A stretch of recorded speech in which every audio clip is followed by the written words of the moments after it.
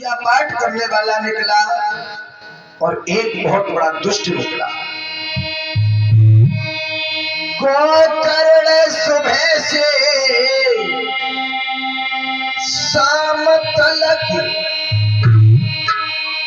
पूजा में समय बिताने लगे, लेकिन खल नीच धुंधकारी अरे पैस्याओं के घर जाने लगे।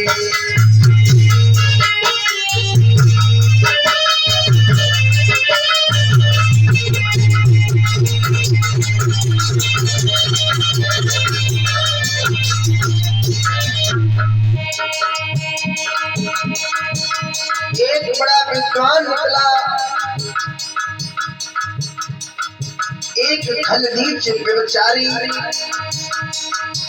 बचपन से ही पाप करने लगा। गोकर्ण सुबह से शाम तलक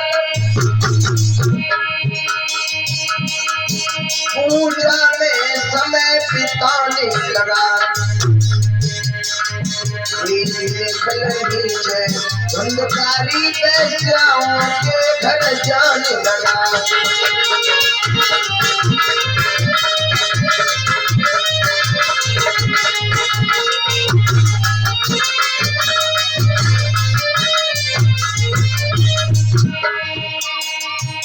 सज्जनों मेरे भगवत प्रेमियों, गोकर्ण जहाँ भी जाते हैं हो जाए जय जयकार वहाँ,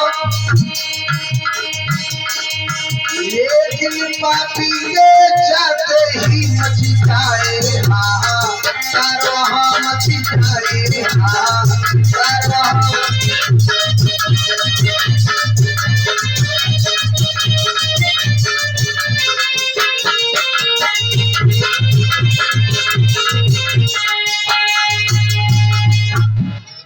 गोकर्ण बड़े ही विद्वान पंडित हुए हैं, धुंधकारी बड़ा ही खलनीच व्यभिचारी निकला।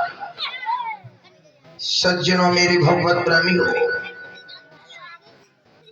धुंधकारी के कर्मों को देख देख करके आत्मदेव ब्राह्मण बड़े दुखी रहते हैं। विचार करते हैं कि जंगल में महात्मा ने सन्यासी ने मुझे ठीक ही कहा था कि संतान से कहीं सुख नहीं मिलता है, लेकिन मैंने महात्मा की एक भी बात नहीं मानी। अगर उस दिन संत की बात मान जाता तो ये दिन मुझे देखने के लिए नहीं मिलते। मेरे भगवत प्रेमियों, आत्मदेव ब्राह्मण ने धुंधकारी को बहुत समझाने का प्रयास किया। ये भी समझाया, बेटा हम ब्राह्मण लोग हैं और ब्राह्मणों को कभी मदिरा पान नहीं करना चाहिए, वैश्य संग नहीं करना चाहिए, बड़ा ये तू दुराचार कर रहा है। लेकिन सज्जनों मेरे भगवत प्रेमियों,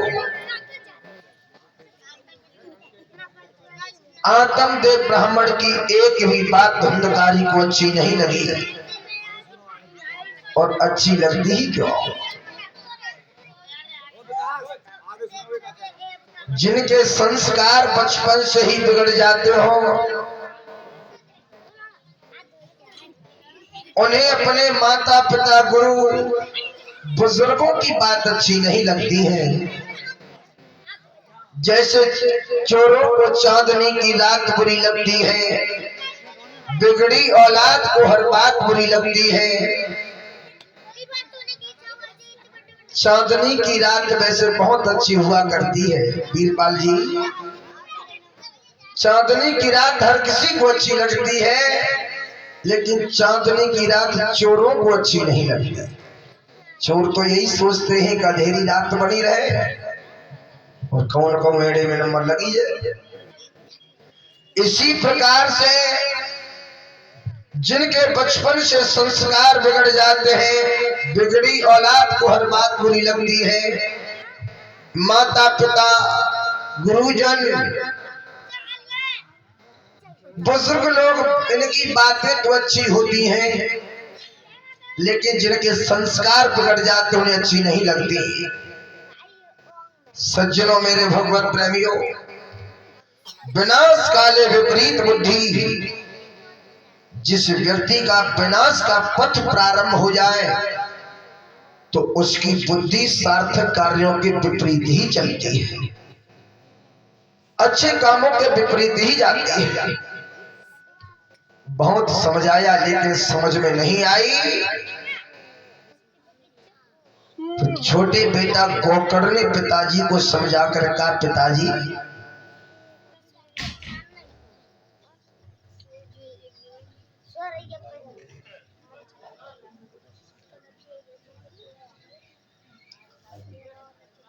सज्जनों मेरे भगवत प्रेमियों, गोकर्ण ने समझा करके कहा है, पिताजी ये संसार असार है, ये संसार बहुत ही दुख और मोह देने वाला है। पुत्र किसका, धन किसका, पत्नी किसकी, स्नेहवान पुरुष दिन रात दीपक की तरह जलता रहता है। आपके ऊपर वृद्धावस्था भी पूरे है, वही जो राम रचना का छोड़ दीजिए और आप जाकर के परमात्मा का भजन कीजिए। गोकर्ण की वाणी से प्रभावित होकर के आत्मदेव ब्राह्मण तो जंगल के लिए चले गए, गोकर्ण जी तीर्थों के लिए चले गए। अब अकेला घर में धुंधकारी रह गया। मेरे भगवत प्रेमियों, घर में जितना भी धन माल था वो धीरे धीरे धीरे धीरे शराब और जुआ में बर्बाद करता रहा।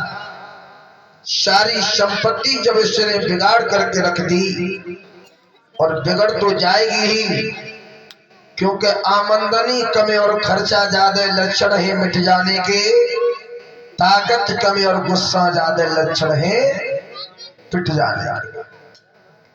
कमाता कुछ था नहीं, जो था वो सब कुछ बर्बाद कर दिया। एक दिन अपनी माँ से इसने धन मांगा तो माँ ने मना किया, तो इसने धुंधली में ही मार लगाई। ये धुंधली एक दिन अंधे कुएं में जाकर के गिर गई और इसने अपना प्राणांत कर दिया। सज्जनों मेरे भगवत प्रेमियों, सूत जी समझा करके कह रहे हैं, हे सौनकादिक ऋषियों, इसने 5 वैश्याओं की संगति की, चोरी कर करके धन लाता है, वैश्याओं पर लुटाता है। एक दिन 5 वैश्याओं ने धुंधकारी को चारपाई पर कस लिया, विचार किया ये चोरी करके लाता, एक दिन पकड़ा गया तो इसके साथ में हमें सजा भोगनी पड़ेगी। जितना धन था वो सारा धन लेकर के चारपाई पर कस करके धुंधकारी को तड़पा करके उसका प्राणांत किया। वैश्यों के हाथ से मरने के बाद में धुंधकारी प्रेत योनि को प्राप्त हुआ। बोलिए गोविंद भगवान की।